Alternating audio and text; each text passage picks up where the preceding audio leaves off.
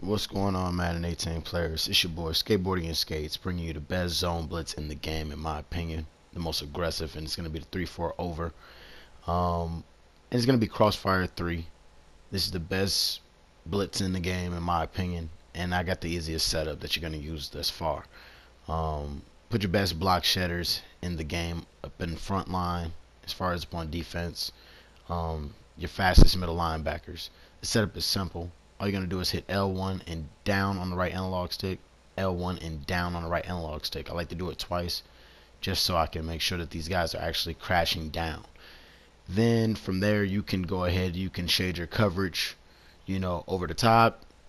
That'll put the guys up in cloud flats. You can do hard flats by hitting triangle down. You're going to notice that the guys are going to play very aggressive. You can also go into coaching adjustments and play your defensive line on aggressive. I also like to play the receiver. That's a very big important thing to do. Let your AI actually go and attack their computer and actually go and attack their wide receivers and running back. I like to use my defensive tackle. So as you're going to see, I'm going to be my right end Brooks Reed.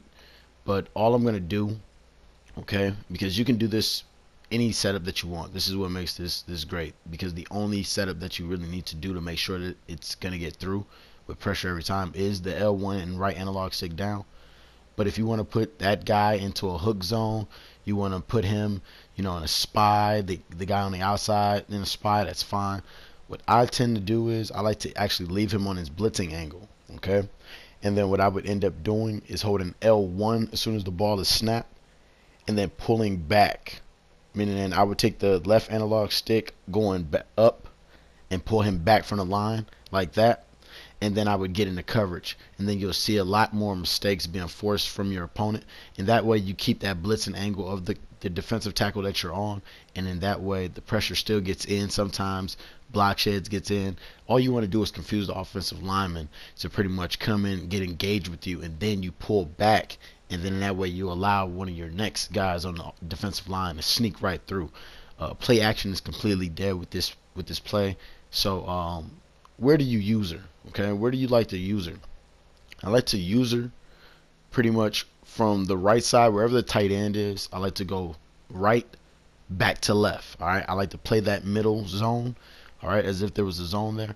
What I'm gonna do is I like to bait these guys. I like to do just like that, where I will play off and then I will come right back. But your main focus is to stop any tight end play going up the middle.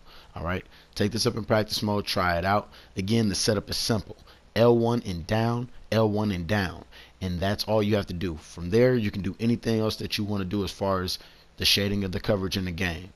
Like, comment, and subscribe.